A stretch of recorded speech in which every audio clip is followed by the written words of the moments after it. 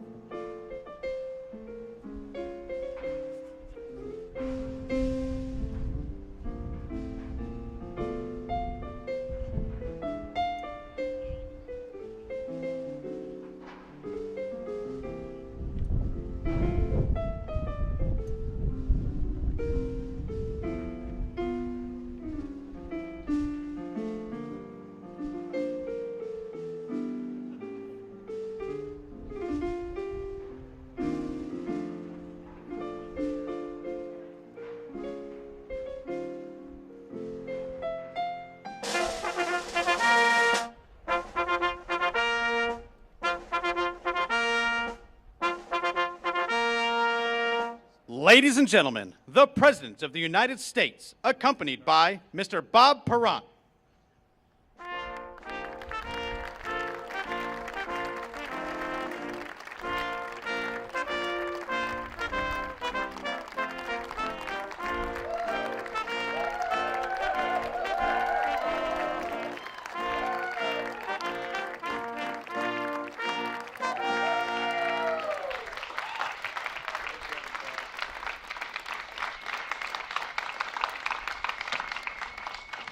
What a beautiful day. Thank you all for being here. Good afternoon. My name is Bob Perrant. 50 years ago, I was diagnosed with type 1 diabetes. Today, I am so thankful for the insulin that was provided me in order to manage my disease as well as continue to live. However, the problem or the issue is that insulin cost is inhumane. The price of insulin has increased over 600% in the last 20 years. Even on Medicare, I have to pay $300 out of my own pocket every 90 days. But thanks to President Biden and Democrats in Congress, the reforms in the Inflation Reduction Act will save me and millions others hundreds, and in some cases, thousands of dollars a year.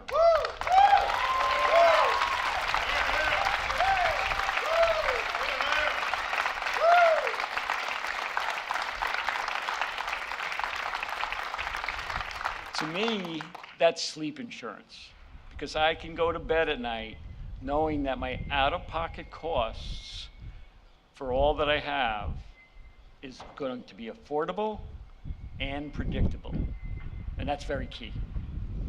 The Inflation Reduction Act is historic, lowering prescription drug prices through Medicare negotiation. Thank you.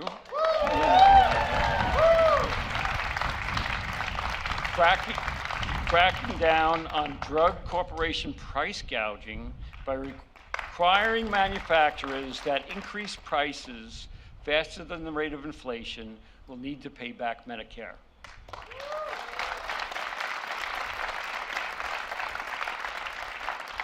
And next, I think is the most important thing for me and for so many others, is the out-of-pocket cost. That will be big.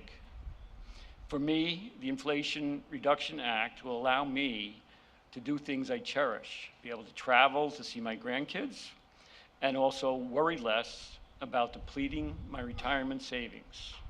For others, lower drug costs will be the difference between life and death, and that does happen.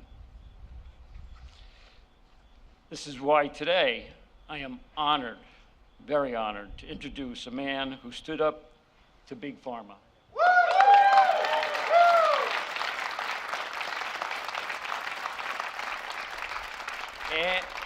And he won.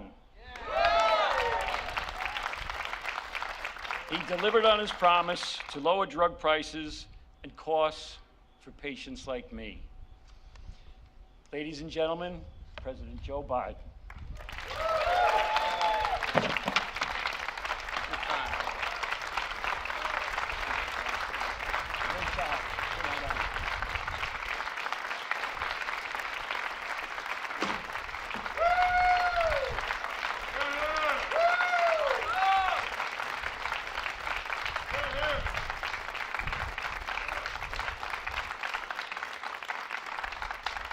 Well, Bob, thank you. Thank you very much for that introduction. Bob didn't tell you one of the most important criteria he had to be here, in addition to being a fighter, was he had 2 daughters-in-law and a son who went to the University of Delaware. Well, look, folks, a lot of us, and I look around the room here, from Joe Crowley and others who know, we've been waiting for this day for a long time, a long, long time. It's going to take a little while for some of this to kick in, but it's locked in. It's locked in. And I want to thank everyone who's here, including my secretaries and my cabinet members, and for the relentlessly worked to protect Medicare. But before turning the topic I want to discuss today, I hope you'll indulge me. I want to talk a little bit about the crisis people are facing in Florida right now. Hurricane Ian made landfall in Cuba this morning as a Category 3 storm. Florida is now preparing for the hurricane to make landfall. Forecasts can change, but for now the experts say this could be a very severe hurricane, life-threatening and devastating in its impact. So I want to be clear about two main messages. First, my administration is on alert and in action to help the people of Florida. I've approved Florida's request for emergency assistance immediately upon receiving it from the governor when they received it. And I directed my team to surge federal assistance there before the storm hit. FEMA has already deployed 700 personnel to Florida, and the governor has activated 5,000 state National Guard with another 2,000 guards coming from other states. FEMA is also proposing and pre-positioning 3.5 million liters of water, 3.7 million meals, and hundreds of generators. I just spoke this morning with the areas that are likely to be hit, the mayors of Tampa, St. Pete's, and Clearwater. All of them are in the storm's path, and they're focused on the safety of their communities, and they're doing everything they can to get people out of harm's way. I told each one of them my conversation separately. Whatever they need, I mean this sincerely, whatever they need, contact me directly, and they know how to do that. I have a lot of personnel down there already. We're here to support them in every way we can. Second thing I'd like to mention is the citizens in the potential impact area should obey the instructions of local officials, evacuate when ordered, and be prepared for the storm when it comes. And evacuations have already been called for, and apparently they're going along in a fairly orderly way in each of the three cities. Your safety is more important than anything, and I know our hearts are with everyone who will feel the effects of this storm, and we'll be with you every step of the way. We're not going away. And as we prepare for Ian's landfall in Florida, I remain focused on helping Puerto Rico recover from the aftermath of Hurricane Fiona. Hundreds of FEMA and federal personnel are now there, including search and rescue teams, the U.S. Army Corps of Engineers for power restoration, and other experts from around the country. FEMA has already distributed $40 million in direct assistance to survivors to help them begin to rebuild their homes, and FEMA also is providing $700 in direct assistance to families displaced from their homes to meet critical needs of food, first aid, prescriptions, and baby food and fuel now. And I immediately approved the expedited major disaster declaration to provide individuals with public assistance to help their communities recover as well. This declaration will get federal resources out quickly and help people start to rebuild their lives. They've been through a rough period since the last hurricane. And as part of the declaration, I've also authorized a 100% federal funding for debris clearance and rescue for power and water restoration, shelter and food for the entire month. And to the people of Puerto Rico who are still reeling from Hurricane Maria 5 years later, we're with you and we're moving forward with you, and we're not going to go home till it all gets done. Now, today's events about Medicare. You know, I want to share the progress that we've seen in making to bring down health care costs and strengthen Medicare, which is, for so many seniors, the only thing they can rely upon, and we've worked really hard to maintain it. The way I think about it is the way my dad talked about, the way so many of you at home talk about issues around the kitchen table. How much are your monthly bills? How much do you have to pay for the necessities? And will there be enough at the end of the month for just a little bit of breathing room, as he used to say? Just a little breathing room. A big cost and a big concern for most folks is prescription drugs and other health care. Reducing that cost and concern is one of my top priorities. That's why I signed into law the Inflation Reduction Act, one of the most significant laws in our history. It finally delivers on the promises that many of us have made in this audience as well, that the American people have had to undergo for decades that we're going to change. For example, We pay more for prescription drugs than any other advanced nation in the world, and there's no good reason for it. For years, many of us have been trying to fix this problem, but for years, Big Pharma has stood in the way. Not this year. This year, the American people won, and Big Pharma lost. For years, there's been no check on how high or fast Big Pharma can raise drug prices. But thanks to the Inflation Reduction Act, that ends now. Now, if Big Pharma tries to raise drug prices faster than inflation, they'll be penalized, and they have to rebate the money to Medicare. And from now on, if you're on Medicare and you have diabetes, the cost of your insulin will be capped at $35 a month per prescription. Bob just told you what a difference it's going to make in his life and what it could have made in his life had this been around a long time ago. And now we want it to be the case for everybody to have a peace of mind.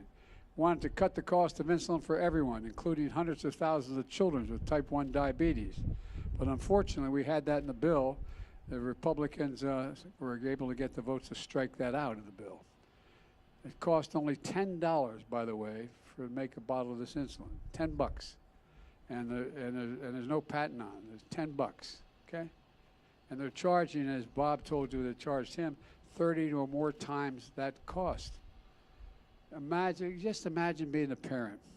Imagine being the parent of a kid suffering from type 1 diabetes, knowing you didn't have the money. Let's say you're paying $500, $600, $700 a month. You don't have it.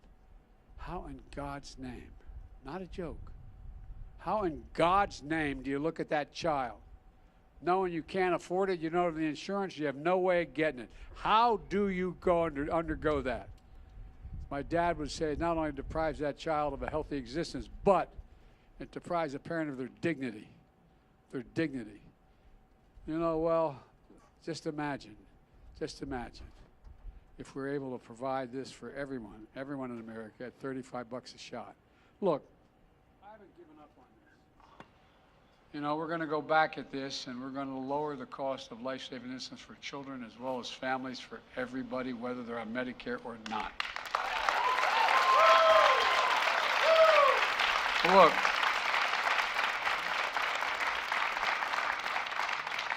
after years of Big Pharma blocking it, Medicare will finally get the power to negotiate lower prescription drug prices. Seniors will see their out-of-pocket costs for prescription drugs be limited as this comes into full force to $2,000 a year. No senior will have to pay more than, on Medicare, will pay more than $2,000 for all their prescriptions, whether it's cancer drugs or anything else. Thousands of Americans on Medicare pay more than $14,000 a year for blood cancer drugs, more than $10,000 a year for ovarian cancer drugs, more than $9,000 a year for breast cancer drugs. Many people on Medicare skip those cancer drugs that they need because they can't afford them. It's a simple proposition. They can't afford them. Now the maximum they're going to have to pay for all the prescription drugs, no matter what the cost, is $2,000 a year, period. It's going to be a godsend. It's going to be a godsend to many families. Last year, by the way, a family of four saved $2,400 through the American Rescue Plan that I signed into law. Now the Inflation Reduction Act locks in place those lower health care premiums for millions of families who get their coverage through the Affordable Care Act. And this morning, got even more good news about lower costs. The Department of Health and Human Services announced that the premium for Part B will in fact decrease this year. That's a fee you pay. That's a fee you pay for Medicare to cover your visits to your doctor. For years, that fee's gone up. Now, for the first time in more than a decade, it's going to go down. And millions of seniors and people with disabilities on Medicare, that means more money in their pockets while still getting the care they need. And on top of that, if you have a Medicare's prescription drug coverage Part D, you pay for your prescriptions more than you pay for your prescriptions. More of your shots will also be free. We're getting rid of the cost of the prescriptions and bringing them way down. But guess what? If you need a vaccine like shingles, last year more than 2 million seniors got that vaccine. Most of the folks had to pay $100 for that shot. In some cases, $200 for that shot. Well, do you have any wonder how many seniors skipped that shot? For seniors with disease, it could be because it's too expensive. Well, they won't have to make that choice anymore. Thanks to the Inflation Reduction Act starting January, senior Medicare prescription drug coverage and the price you pay for these shots will drop to zero. Zero. As I said, just for the shingles vaccine alone, that's more than $100 or more out of your pocket. My administration is taking other steps to bring down health care costs as well. I met with my competition council, made up of my cabinet and those who work with the cabinet. They're charged with promoting compensation across our economy, competition, I should say, across our economy to help lower the prices and raise wages. One thing we've done is to make affordable hearing aids available over the counter starting next month, so people don't have to pay for these expensive devices and specialist visits. We'll literally save patients thousands of dollars. And to bring greater transparency to healthcare costs, my administration has also outlawed surprise billing. You know, if your insurance plan didn't cover a particular doctor, and you didn't even know he or she was being consulted, and you got an extra bill for thousands of dollars, you can't do that anymore. They can't do that anymore. Millions of hardworking Americans will no longer have to worry about unexpected medical bills. We're going to be able to pay for all of this by making sure the biggest corporations in America begin to pay their fair share of federal taxes. Folks, for decades, the biggest corporations have fought to block a fair tax code. Under Donald Trump, my Republican friends had no problem enacting a $2 trillion tax cut that overwhelmingly benefited the wealthiest Americans, the biggest corporations, that not a penny of which was paid for, and massively increased the federal debt. In 2020, 55 of the biggest corporations in America made $40 billion in profit. I'm happy for their profits. But they didn't pay a single penny in federal income tax on $40 billion in taxes. But this year, even though some of the biggest corporations in America flooded Capitol Hill with lobbyists and money, they lost and we won.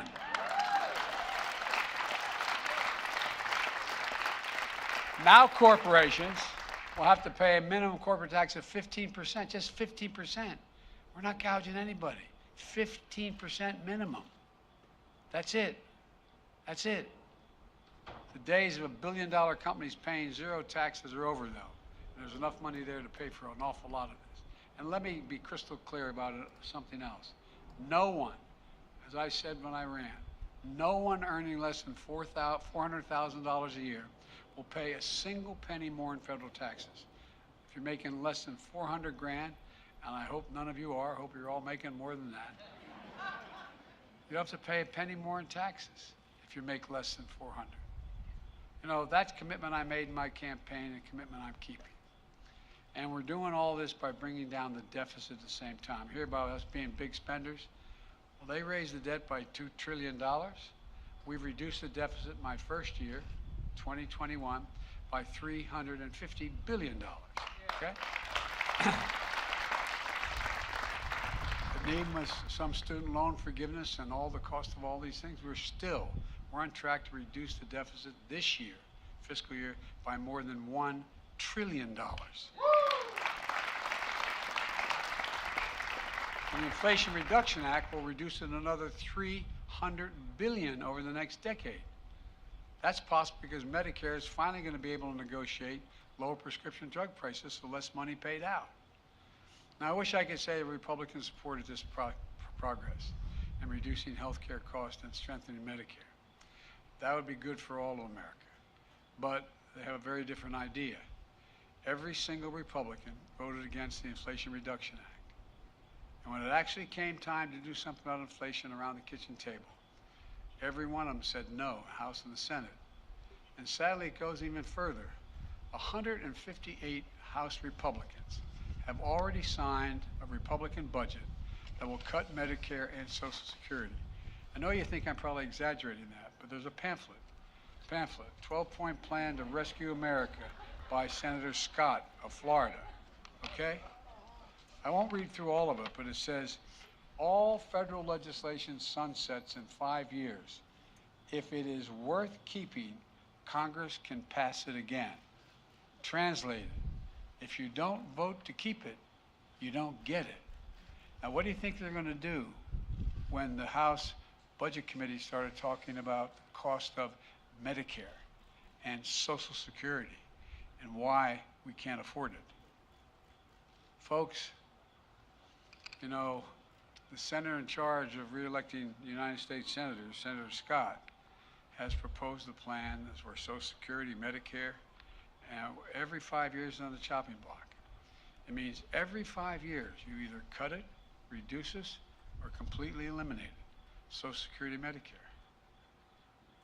You know, you've been paying into Social Security since your first job as a teenager and you get your paycheck. And by the way, then there's Senator Ron Johnson of Wisconsin. He thinks waiting 5 years, every 5 years, is too long to wait. Not a joke. These are actually in writing, okay? He wants to put Social Security and Medicare on the chopping block every single year in every budget. If Congress doesn't vote to keep it, goodbye. Now, it's not just Social Security and Medicare he wants to deal with. He wants to put veterans' benefits and everything else in the federal budget at risk.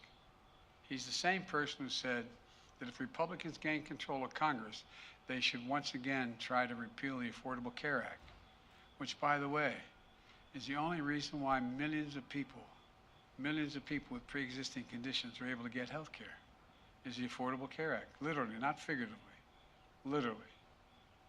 Then last week, Republican leader of the House unveiled what he called the Commitment to America.